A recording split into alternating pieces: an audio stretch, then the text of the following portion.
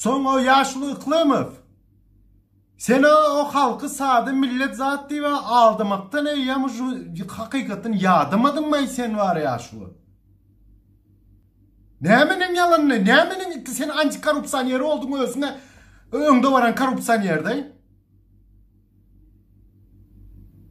Birazcık olsun bir aldığınızı zadınızı koyun o.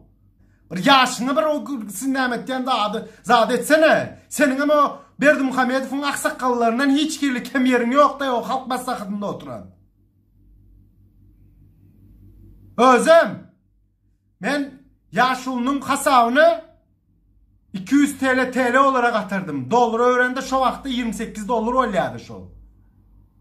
Mende de kontu var. Benim koyayım şunu. Ben şunun için hasap sorasım ne ama kıyızın o tayda çıkış edip bu azat eyle beyle zat deyip de. Hani pul nerede? Hani milletin pulu? Eğer siz şun yalkıma ettiyen olsunuz.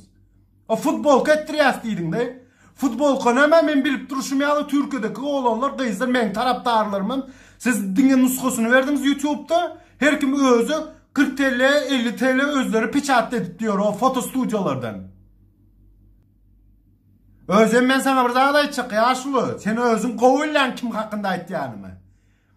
Hakikaten halalı işten adam daşarı yurtlarda patriot işi alıp o Türkiye Respublikası'nda müteahhitlik yapmazdı. Şvitsaria'da, Latvia'da, Litva'da zaten müteahhitlik yapmazdı. O fake şirketler o ayçak olan offshore firmalarını zaten açmazdı.